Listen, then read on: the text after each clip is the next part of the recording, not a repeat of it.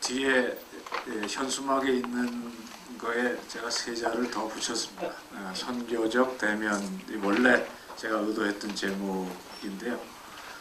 오늘날 우리가 처한 이 글로벌 다원주의 상황이라는 것은 기독교에게서 그렇게 생소한 일은 아닐 수 있다 하는 게 이제 출발점입니다. 왜냐하면 2000년 동안 내 선교 현장에서는 겪었던 일이기 때문에, 첫째는 그 역사적인 경험에서 얻어진 그 지혜들을, 만약에 그것들이 이 시대에 잊혀졌던 것들이 있다면 다시 살리는 것이 필요하고, 그것을 살리는 과정 가운데 저희들이 비교적 익숙한 이 기독교 세계관 운동이 어떤 역할을 하고, 거기에 또 근자에 거론되기 시작하는 그 선교적 대면 또는 미셔널 처치 무브먼트가 어떤 도움을 줄 수 있는가를 밝혀보자는 게 적어도 제가 이 글을 시작했을 때의 의도였습니다.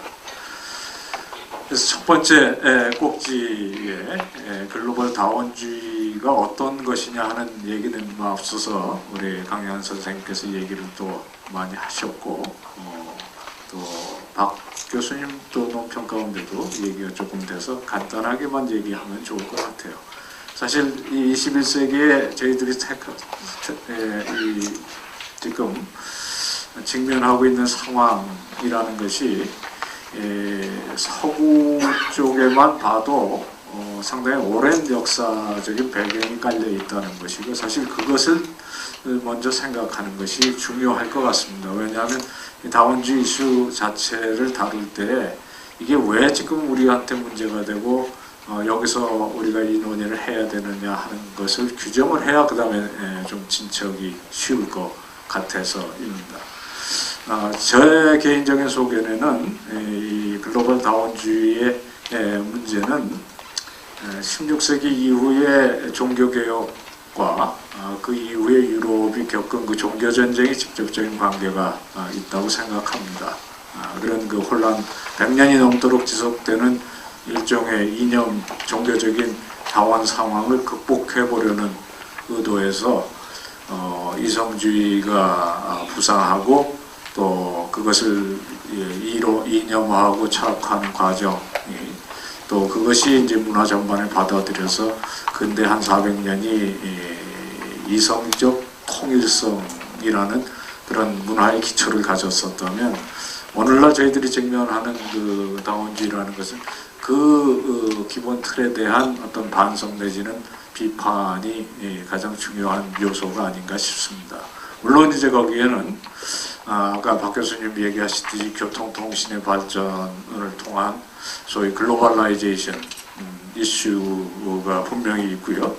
또 이제 경제가 세계화하면서 인적 물적 소통이 잦아지니까 어느 한 지역도, 심지어는 극지 오지조차도 문화적인 다원주의 또는 문화 혼종 현상으로부터 자유로울 수가 없는 그런 상황에다가, 아마 제일 그 중요한 기여 중에 하나는 역시 정보화일 거라고 생각이 듭니다. 그래서 지금 우리가 사는 사회, 특별히 뭐 대한민국도 경제력 때문에 다양한 그 문화가 혼재하는 그런 상황에, 아마 제일 좋은 분석 중에 하나는 히로버 같은 사람들이 얘기하는 그 설득력 구조가 붕괴해서 한 사회 속에 어떤 이념이나 종교가 이제는 선택사항이 아니라 거의 강제적인 그런 상황이 되어 있어서, 그 사람이 말하는 피로버가 얘기하는 소위 이단의 시대를 우리들이, 그러니까 무슨 얘기냐면 정통이 더 이상 없으니까 누구나 어떤 주장을 펼칠 때는 이단이 될 수밖에 없는 그런 시대에 사는 것, 그런 규정이 오늘날 그 다원주의의 한 모습이 아닌가 그렇게 생각을 합니다. 그러나 또 다른 한편에서 보면 특별히 경제적인 세계화, 자본주의가 하나의 글로벌 이데올로기로 부상하고, 또 한편에서 경제적인 논리에 의해서 문화조차 소위 이제 대중문화 차원이든지 이 매스컴 의해서 주도되는 어떤 문화의 통일성을 이제 추구하는 그런 면들이 맞부딪혀서 그 섹션의 맨 끝 문단에 제가 그저 정의를 해본 대로 세계는 지금 세계화의 압박과 이에 맞서서 뭐 지역 전체성이든지 민족 전체성이든지 또는 성적 전체성이든지 그것을 지키려는 다양한 집단들 사이에 저항해서 몸살을 앓고 있다. 그렇게 볼 수 있겠습니다. 뭐 대표적인 케이스가 IS 같은 문제가 그렇게 볼 수 있겠습니다. 자본주의 시장 경제와 미디어가 이끄는 보편주의 문화가 전통적이고 특수한 모든 것을 위협이 되기 때문에 이 반대쪽에서는 지역주의 파편화로 저항을 하는 그런 모양새이고, 이것은 오늘날 특별히 중동 사태나 또는 각 사회 안에서도 소위 그 문화 전쟁이라고 일컫는 상황들이 우리들에게 보여주는 그런 현실이라고 생각이 듭니다. 그래서 이 다원주의, 이 담론이 이제 제기되는 한 바탕이 되는데, 문제는 다원주의 사회 속에서는 이 인권이라는 것이 모든 인간이 누리는 보편적인 권리라기보다는 여성의 권리, 흑인의 권리, 동성애자의 권리 같은 그런 특정 이해 집단의 권익으로 이해되기 때문에 아주 쉽게 소위 그것들이 충돌하는 소위 정체성 정치라는 것이 난무하는 상황이 되기 쉽다는 것입니다. 그래서 제가 이해하는 대로는 오늘날 사회문화학자들 대부분이 이런 상황을 극복하면서 어떻게 더불어 함께 살 수 있을 것이냐 하는 것을 연구의 핵심 과제로 삼습니다. 그런데 거기에는 이제 역시 한 가지 이론만이 있는 것이 아니어서 다시 이 계몽주의적인 근대의 이성적 통일성을 좀 회복하는 것이 답이라고 얘기하는 그런 가장 우측에 있는 이론부터 시작해서 오히려 다원성을 고취하고 또 그것을 더 촉진시키는 것이 정의롭고 또 평화로운 사회로 가는 길이라고 제안하는 또 좌측의 이론이 상충하고 있다고 생각이 듭니다. 아마 그게 오늘 조금 전에 박 교수님이 제안하신 이론성과 다원성 사이의 어떤 그 긴장도 그렇게 파악을 할 수 있지 않을까 싶습니다. 물론 이런 연구의 공통 관심사는 어떻게 평화를 담보해서 공존할 것이냐인데, 아마 그 와중에서 가장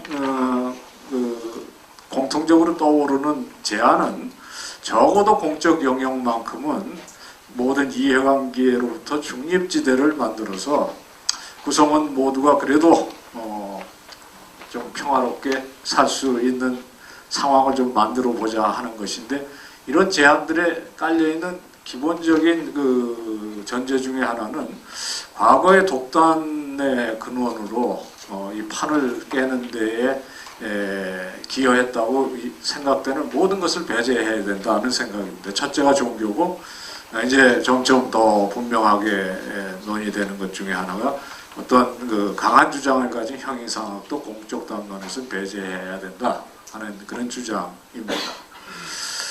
그래서 그런 것들을 아마 지칭하는 말 중에 하나가 요즘 그 소위 깊고 두터운 이론들 다 배제해야 된다는 이야기인데, 예를 들어 이제 그런 두터운 이론들, 종교 형이상을 배제하는 사회 이론 가운데 대표적으로 존 롤스의 정의론, 선에 대한 옅은 의식을 증진시켜야 민주사회가 존속된다, 그런 주장이고요. 또 로버트 우스노우 같은 경우는 시민사회는 가능한 원칙을 적게 숫자를 하고, 그리고 소위 thin morality, 옅은 도덕을 세워야 모든 것이 뭐 상대주의다라고 얘기는 안 해도 소위 그 mild relativism이라고 그래서요, 순한 상대주의가 다원 사회에서는 바람직한 기초다, 그렇게 얘기를 합니다. 마샬 맥루한 커뮤니케이션 학자인데요, 소위 그 하이 데피니션, 우리는 다 지금 기술은 그쪽으로 가는데, 이 사람은 그 정세도가 그 하이 데피니션의 뜨거운 의사소통이 아니라 좀 쿨한 쪽으로 가야 된다는 주장도 마찬가지고, 마이클 로박 같은 사람은 사회의 중심이 되는 소위 성소는 비어 있어야 된다. 그래야 우리가 궁극적이고 초월적인 것에 대해서 경외심을 가지면서도 열린 마음으로 접근할 수 있다는 주장이고요. 리처드 노이하우스 같은 사람은 소위 네이키드 퍼블릭 스퀘어라, 그래서 공적 광장은 벌거벗어야 된다, 그런 주장을 하는 것 같은 이야기라고 생각이 듭니다. 문제는 이 공적 광장이든 공적 담론이 이들의 주장처럼 빈 공간으로 남아 있을 수 있느냐 하는 것이고, 실제로 그렇지 못하다는 겁니다.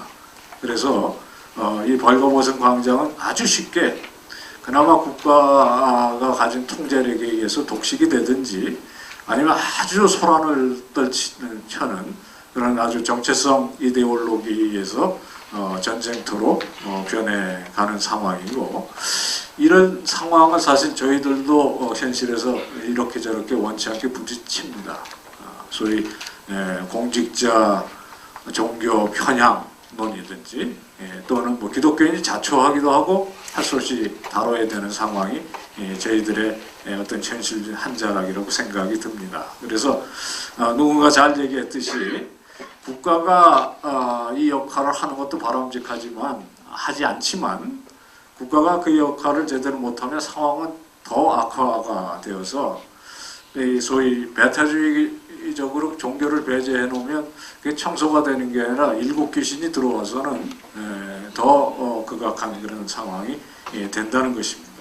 또 소위 모든 것을 다 벗겨놓으면 이 상황이 소위 모자이크의 광기라고 그래서 캐나다 사회 같은 경우에 이게 다원주의를 위한 다원주의가 돼서 누구도 어떤 면에 주도권을 행사하지 못하는 그런 어려운 상황이 될 수 있어서 이런저런 논의를 놓고 서구에서조차 지금 이 다원주의가 복이냐 아니면 재앙이냐 하는 그런 찬반이 엇갈리고 있고, 그리고 사실 우리는 서구적인 뭐 이성의 전통이나 또는 오랜 기독교적인 바탕이 없는 사회, 근본적으로 저희는 뭐 종교다원주의 사회이고 그런 사회에서 더욱 조심스럽고 어려운 문제가 아닐 수 없다, 그런 생각을 해봅니다. 이게 아마 이제 강 선생님이 처음에 시작하실 때 이 문제가 간단치 않다라고 말씀하시는 배경이라고 생각합니다. 이게 이제 교회 안에 들어올 경우에 두 가지로 저는 문제를 일으킨다고 생각합니다. 여러분들이 뭐 잘 아시는 대로 한쪽은 이제 다원주의를 뭐 그럴 사람은 없겠습니다만 특히 이 자리에 이걸 무비판적으로 삼킬 경우에는 뭐 선교나 또는 신앙의 어떤 그 정체성을 혹독하게 흔들 수가 있습니다. 그 종교 다원주의까지 안 가도 종교의 복수성을 인정한다든가 타종교의 부분적인 진리를 인정하는 것도 사실 그 논리의 끝자락에 보면 정통신앙에 대한 상당한 어려움을 초래합니다. 그 중에는 포괄주의도 있고요. 무슨 얘기냐면 다른 종교에도 다 부분적인 진리는 있지만 기독교가 최고다. 그러니까 이런 입장을 가지고 다원주의를 직면하는 것은 지혜다라고 생각하는 것도 사실 꼼꼼하게 따지면 과연 그럴까 하는 문제가 생기고요.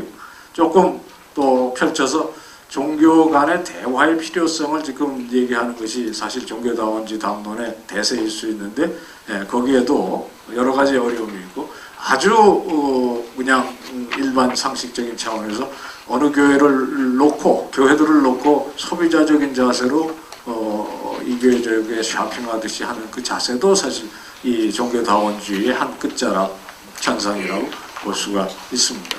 반면에 이 종교다원주의의 그 폐해 같은 것들을 경험한 사람들의 경우에 아까 우리 박 교수님이 얘기하셨던 그 이론주의 쪽으로 돌아서서 다양성 자체가 어떤 문제라고 생각하고, 이제 이게 뭐 소위 자라보고 놀란 사람이 소뚜껑 보고 놀라듯이 좀 그런 식으로 가거나, 이도저도 아니고 이제 이 문제에 대해서 어떤 방향이 서 있지 않는 경우에는 대단히 기회주의적으로 또는 이 카멜로안처럼 교회 안에서 또 교회 밖에서 행동이 달라지는 그런 문제들이 있다고 할 수 있습니다. 이걸 뉴비긴 같은 사람은 이 다원주의 문화의 압박이 기독교에는 근본주의와 자유주의로 나눠 놓아서 사실 기독교 진영을 분열시키는 그런 문제를 우리들에게 던져주는데, 이것을 극복하지 못한 상태에서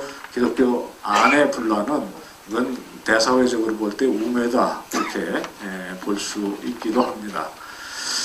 그러나 우리가 이 시점에서 이 다원주의를 볼 때 다원주의 이념에 함몰되거나 또는 이 자기 신앙의 정체성을 지키는 것이 오만이나 반계몽주의로 전락하지 않는 균형 간격을 유지하는 것이 이 시대에 우리에게 굉장히 중요한데, 왜 그러냐면 교만은 정통의 위험이라면 반대편의 위험은 무모한 방만함일 수 있기 때문입니다. 기독교 공동체는 지난 2000년 동안 무수한 이 다양한 문화 속에서 복음을 증거하면서 이 경험을 충분히 해왔고, 또 사실 초대교회가 가졌던 오순절의 경험이라는 것은 모든 언어를 하나로 통일시키는 그런 기적이 아니라 거꾸로 각 민족과 방언 속에서 그들이 통일된 복음을 듣고 같은 구원을 향유할 수 있었다는 기적인 것 생각을 해볼 필요가 있고, 그 결과 사실 기독교는 오늘날 2000개가 넘는 다양한 언어 집단의 신앙이고, 어떤 면에서 이것은 지금도 오순절의 기적이 매일 우리들 가운데 재현되고 체험되고 있다 생각을 해볼 수 있는 것입니다. 기독교가 품은 역사적인 문화적 다양성은 실로 엄청납니다. 가장 국제적이고 가장 다문화적인 종교이고, 동시에 그러나 아까 우리 앞서서 얘기되었던 서술적 다원주의가 아니라 규범적인 다원주의, 그러니까 여러 종교들이 다 옳다라고 그렇게 그것을 그 방향을 받아들여야 된다고 생각하는 의미에서의 종교다원주의는 어느 정통 기독교 신앙이든지 거부해 왔다는 것입니다. 한국교회는 지난 100여 년 역사 가운데 세계 교회가 2000년 동안 겪었던 일들을 압축적으로 경험하면서 문화 적응, 문화 갈등 다 체험했다고 생각을 합니다. 그리고 그 사이에서 때로는 이 다원주의 쪽으로 치우쳤던 적도 있고, 다원주의 쪽으로 치우쳤다기보다 정치나 여러 가지 상황이 교회에 유리할 때 무비판적으로 그 사회 시류나 어떤 이념에 편승했던 적도 있고요. 또 오늘날은 사실 다원주의 압력이 높아져가는 가운데 교회가 보수성, 독산성, 획일성, 도덕적인 실패가 복음에 얼마나 치명적인지를 뼈아프게 경험하고 있다고 생각이 듭니다. 그래서 저는 이런 상황에서 교회가 지배적인 특정 이념이나 정치 경제 프로젝트에 무비판적으로 편승하는 것이 얼마나 바람직하지 않은가를 생각해 볼 수 있고, 또 다원주의 분위기로 인해서 다양한 공동체들이 공적 광장에서 목소리를 낼 기회가 많아진 현 상황에서는 더욱 그렇다고 할 수가 있겠습니다. 관건은 다원주의 정신에 함몰되지 않으면서도 확실히 독단적이지 않은 태도로 설득력 있게 공적 영역에서 제시할 수 있는 능력이 있느냐 하는 것인데, 아마 이 문제를 생각할 때에 이제 기독교 세계관 전통이 제기할 수 있는, 그리고 우리가 다시 그 안에서 살려서 기억해야 될 내용들이 꽤 있다고 생각을 합니다. 왜냐하면 기독교 세계관 운동의 뿌리가 되는 그 칼빈주의 전통이 비교적 16세기부터 이런 문제의 균형감을 잘 갖추고 있었던 전통이라고 생각이 되기 때문입니다. 그거는 칼빈주의가 종교개혁 당시에 예를 들어 루터라는 독일이나 스칸디나비아 또는 카톨릭은 주로 남부 유럽 이렇게 지역적인 분포를 가졌던 반면에 도시들을 중심해서 유럽 거의 전역에 흩어져 있던 그런 일종의 언어적 다원, 문화적인 다원주의를 초기부터 경험하고, 또 그 안에서 비교적 이 스위스나 네덜란드 같이 비교적 중세부터도 다원주의 경험이 있었던 그런 배경에서 소수로 그 사회에 적응해 가는 가운데 여러 가지 지금 우리 상황에서 참고할 수 있는 신학적인 철학적인 그런 이론과 자원들을 개발을 해왔다는 생각을 합니다. 그 중에 이제 하나가 앞서서 강 선생님 논의하셨던 카이퍼의 영역 주권 사상 같은 것이 그런 거고요. 그것이 이제 연장선에서 소위 사회문화 제도 속에서 다원주의를 실현해봤던 그런 하나의 그 소위 페어자일령이라고 부르는 그런 일종의 기독교 지분을 확보하는 전략 같은 것들이 그런 것이라고 할 수 있습니다.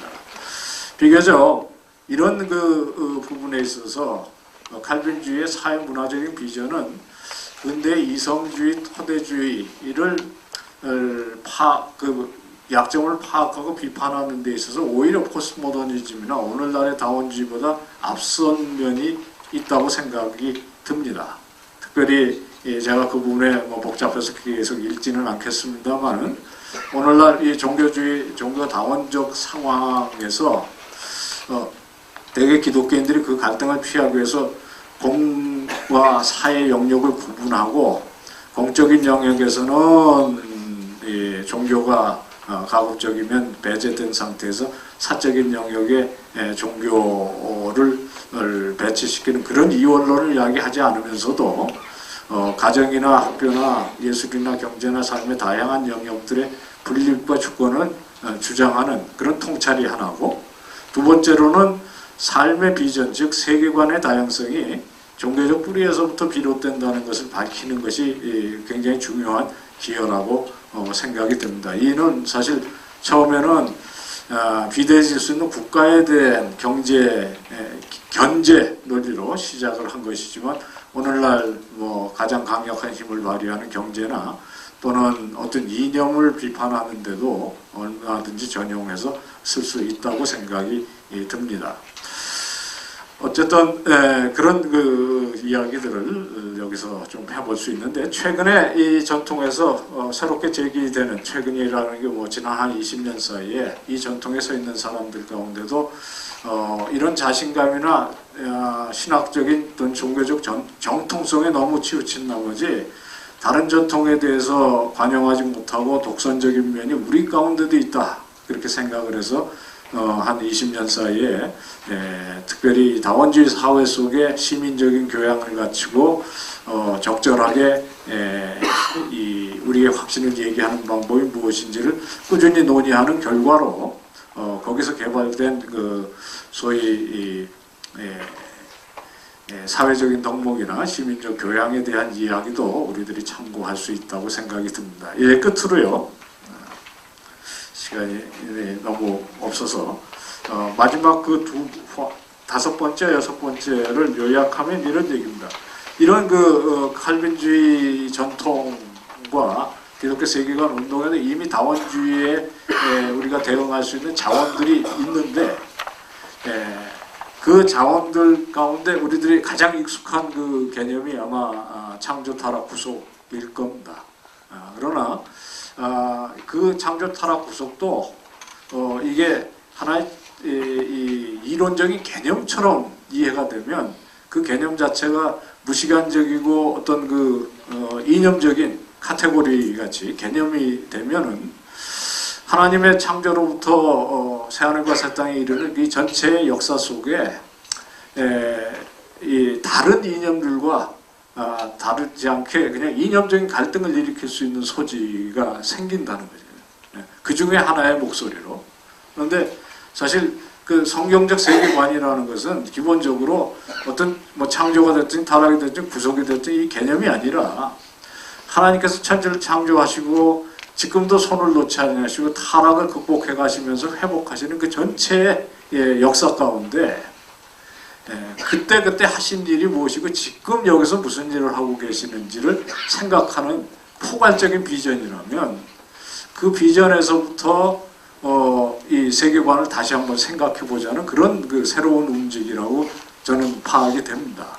그래서 그 관점에서 생각을 하기 시작하면 사실 지난 역사를 반성하는 관점도 생기지만 종말론적인 관점에서 어차피 이 세상을 하나님께서 역사를 주관하시는 가운데 지금 여기서 하나님께서 어떤 일을 하고 계시는지를 주목해서 이게 우리가 종말론님 비전에서 하나님께서 회복하실 것을 기대하는 비전이 있지만 적어도 이 순간에서 승리주의에 빠지든지 패배주의에 떨어지든지 그러지 않고 균형 감각을 유지하면서 나아갈 수 있는 그런 그 새로운 통찰을 더해 줄 수 있습니다. 그 부분을 제가 5번째, 6번째에 썼는데 아무래도 뭐 논평하고 이런 시간이 없을 것 같아서 일단 제 얘기는 여기서 좀 줄여야 할 것 같습니다.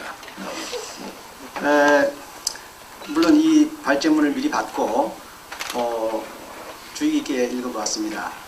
대단히 이 공을 들여서 준비한 좋은 줄로 판단되었고, 그래서 제가 그 내용을 다시 한번 간단하게 요약을 하고 우리 이해를 분명히 하기 위해서 그리고 간단한 평을 하겠습니다. 이 글은 크게 3부분으로 되어 있다. 첫째, 문화적, 역사적 현상으로서의 다원주의에 대한 분석. 둘째, 다원주의에 대한 교회의 대응에 대한 분석. 그리고 셋째, 교회가 취해야 할 방향. 이 3가지로 되어 있습니다. 서론에서 발표자는 우선 기독교인이 다원주의에 대해서 과도하게 민감한 반응을 보일 필요가 없음을 지적합니다. 오늘날 다원주의 문화가 그 규모나 영향력에 있어서 미중류의 것이기는 하지만 교회는 탄생 직후부터 다원주의 문화 속에서 성장해 왔고 그 과정에서 이미 상당한 경험과 지혜를 축적해 놓았습니다. 그러므로 교회는 이미 축적해 놓은 지혜를 활용하여 현재의 다원주의 문화에 대응할 수가 있습니다. 발표자는 그 대응을 위한 한 가지 제안으로 선교적 교회론을 제시합니다.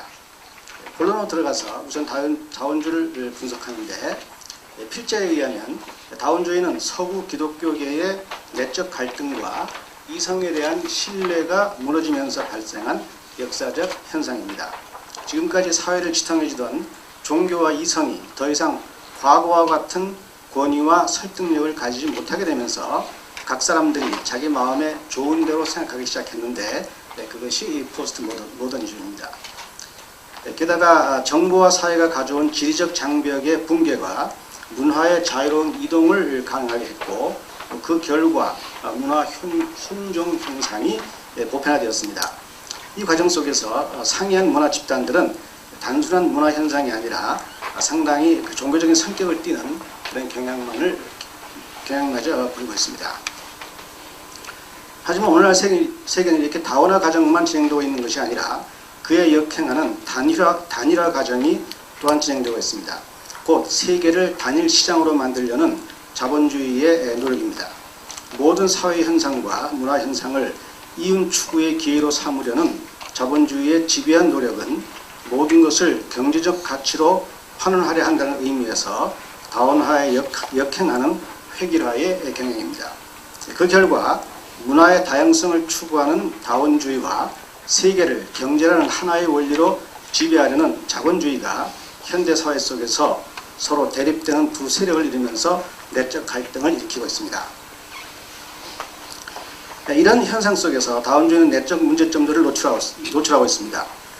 종교와 이성이 보편적인 합의를 만들어내지 못하는 세계 속에서 상이한 생각을 가진 사람들 사이에 발생하는 상반되는 입장들의 충돌은 정체성 정치를 촉발했습니다. 예를 들면 동성애자 같은 특수 이해 집단이 인권을 근거로 자신들의 권리를 주장하고 있는가 하면, 다른 한편에서는 종교적 신념을 내세우면서 그에 맞서는 것과 같은 현상입니다.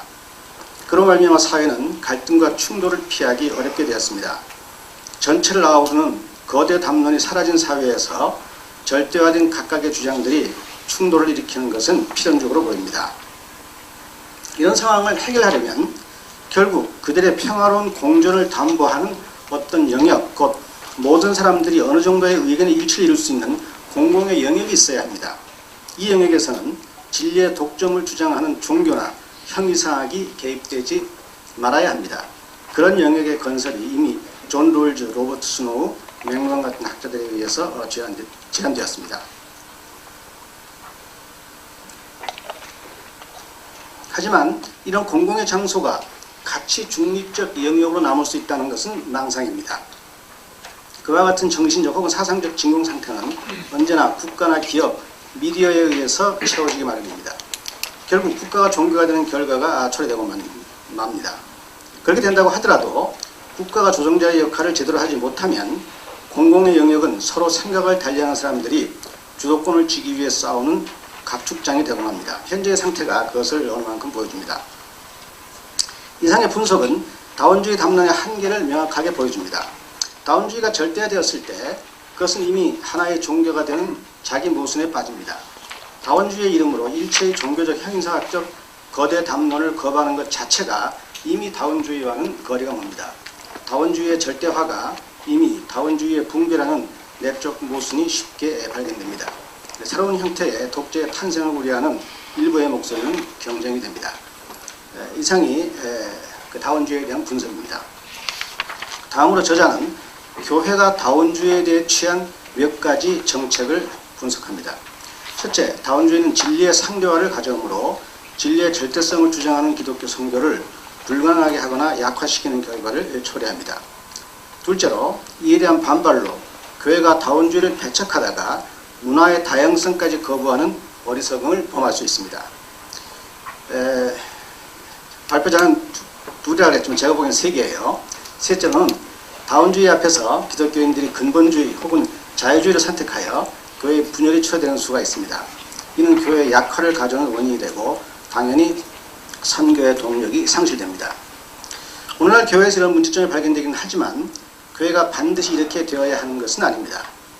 교회는 이미 온 세계의 다양한 문화 속에 들어가 자리를 잡고 있으며 이는 기독교의 적응 능력을 보여줍니다. 그렇다면 교회는 위에서 지적한 세 가지 문제에 빠지지 않으면서도 얼마든지 오늘날의 다원주의 문화 속에서 제 역할을 할 수 있습니다. 문화적 다양성에 탄력적으로 대응하면서 모든 문화 현상에 대해 나름의 해석과 해법을 제시해온 흐름이 이미 기독교계 내에 있습니다. 오늘날 세계관 운동의 뿌리라고 할 수 있는 칼빈주의 전통이 그것입니다. 이 전통에서는 일반 은총론과 영역 주권 사상을 발전시키고 창조 질서의 객관적 존재를 주장하므로 한편으로는 상대주의에 대답했고 다른 한편으로는 독단주의를 경계했습니다. 이 전통 속에서 발전되고 있는 사회 이론들은 오늘날 다원주의 사회가 직면한 다양한 문제들에 대해 유연한 해답을 제시하고 있습니다. 이런 관찰을 배경으로 발표자는 선교적 관점을 하나의 대안으로 제시합니다. 필자의 말을 빌면 제가 인용한 글인데 선교적 관점이란 창조로부터 완성에 이르는 하나님의 역사를 종말론적 시야에서 바라보는 보편사적 시각이다. 이 문장은 제가 지난 3년 동안에 만난 문장 중에 가장 어려운 문장. 무슨 말인지 이해를 보자 상당히 노력을 했어요. 그래서 제가 이해가 안 돼서 제 나름대로 해석을 했습니다.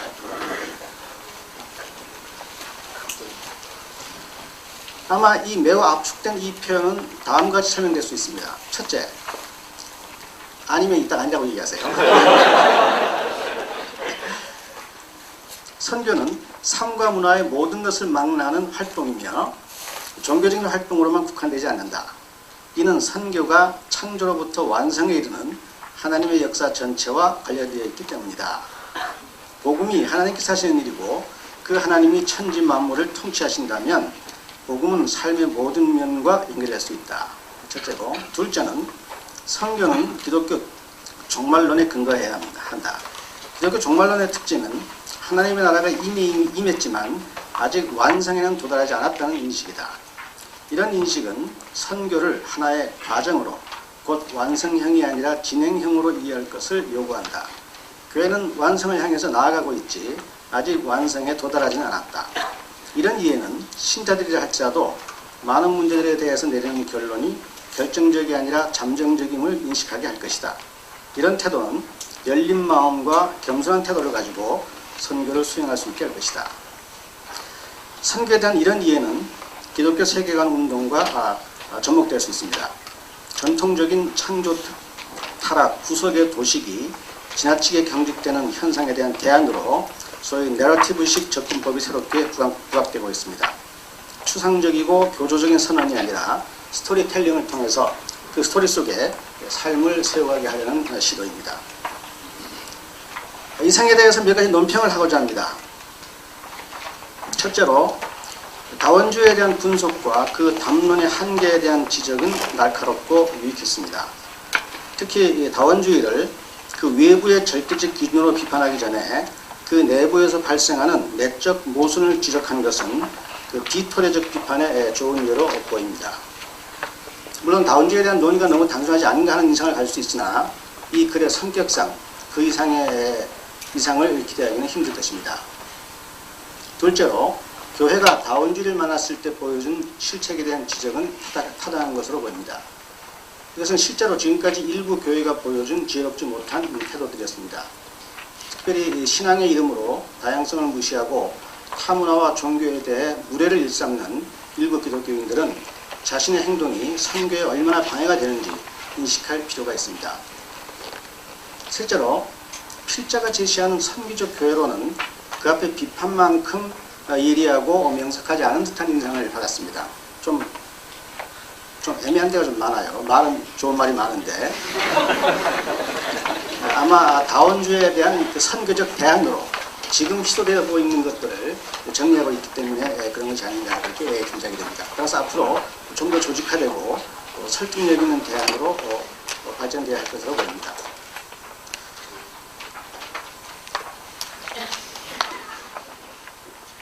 그럴지라도 칼빈주의 전통에서 발전되어 온 문화사상과 사회사상을 새롭게 조명하고 다원주의 사회에 대한 기독교적 대항을 위한 자원이 이미 준비되어 있음을 보여준 것은 높이 평가할 만합니다. 하나님께서 이미 교회에 내려주신 귀중한 부산들을 되살리려는 노력이 절실해 보입니다. 아마 시간이 지나면 다원주의도 사라진 유행이 될 것입니다. 하지만 하나님의 말씀은 언제나 살아서 모든 사상에 적절한 해답을 제공할 수 있다는 통찰은 위로가 됩니다. 발표자가 결론에서 제안하듯이 이런 의미에서 세계관 운동이 다원주의 사회에서 담당해야 하는 몫이 막중하다는 데 동의합니다. 이상입니다. 제가 지난 3년간 들은 비판 중에 제일 혹독합니다. 아니 제가 시간이 뒤에 쫓겨서 제대로 발표를 못해서 그러나 뭐 또 우주에 시간이 있으니까 그냥 줄이느냐고 제가 좀 당황스러웠는데 정말 감사합니다. 저보다 제 논지를 더 명철하게 꿰뚫고 정리까지 하셔서 사실 그걸 내가 비평문을 먼저 봤으면 제가 그걸 읽고 그 끝에 선교적 관점이 여기에 어떻게 도움이 될 수 있는가를 좀 답했더라면 우리 같이 함께 하신 자매들이나 형제들에게 저 도움이 될 수 있지 않을까 하는 좀 아쉬움이 있어요. 아까 그 지적하셨던 그 문장은 저는 꽤 잘 썼다고 생각하는 문장인데 정말 압축적으로 쓰려고는 했어요. 그게 이제 제가 사실 이 네슬리 뉴기빅인으로부터 시작해서 서구 사회에서 교회가 이 사회에 대한 그 접촉점도 잃고 연관성도 잃고 그래서 점점 내려앉는 그 상황을 이미 서구는 2, 3세기 동안 체험을 하면서 거기에 대한 반성에서 이렇게 선교적 관점이라는 게 한 자락으로 나오는데 아주 묘하게도 이분들이 전통이 다름에도 불구하고 이 개혁주의적 관점과 겹치는 부분들이 많습니다. 그리고 서로 배울 수 있는 것들이 많고 저는 오히려 공부할 때는 그분들이 가까이 있었음에도 불구하고 한국교회가 전혀 쇠퇴하는 조짐이 없던 그런 시절이기 때문에 관심을 사실 안 기울였었어요. 최근에 와서 제가 그분들의 목소리를 다시 듣기 시작하면서 사실 저도 이게 이제 연구 진행형이기 때문에 황 교수님이 지금 지적한 것처럼 명석하지 못한 부분이 있음을 제가 당연히 인정을 합니다. 그러나 하나 이제 딱 중요한 관점은 저희들도 저 자신도 학생 때부터 오늘 황 교수님과 더불어 기독교 세계관 운동을 쭉 관심을 기울여 왔음에도 불구하고 스스로 이게 창조 타락 구속이라는 게 일종의 주문같이 되어가는 거 아니냐 하는 생각인데 그거를 벗겨줄 하나의 이 도전이 뭐냐면 이게 창조 타락 구속이 개념이 아니라 하나님의 역사의 흐름이고 그 속에서 우리는 지금 여기 2015년 5월 30일이나 현재에서 있기 때문에 이 진영행 사건 가운데 우리가 직면하는 것은 무엇이든지 열린 마음으로 하나님의 역사의 관점에서 바라보는 그런 새로운 시각을 가질 필요가 있다. 그게 제가 지금 배워가는 관점이고 그 얘기를 끝에 이제 하려고 했는데 우리 뭐 황 교수님 잘 지적한 대로 뭐 아주 그냥 요약하면 열린 마음 또 그리고 하나님께서 이 상황 속에서 우리를 하여금 무엇을 보기를 원하시는가 하는 것을 양쪽에서 보는 교회 안과 밖에서 보면서 대응해 나가는 지혜를 사실 역사적인 뭐 칼빈주의 전통에서 찾을 수도 있고요. 또는 심지어는 우리가 가장 반대편에 있는 포스모더니스트가 됐든지 막시스트가 되었든지 무엇이 됐든지 그거로부터 늘 배우는 그런 자세가 기독교 전통 가운데 있었다는 걸 잊지 않으면 좋겠다. 그러기 위해서는 첫째 뭐가 필요하냐? 뭐 리빙 같은 사람이 이게 타당한 확신이라고 번역을 했는데 이 영어는 proper confidence거든요.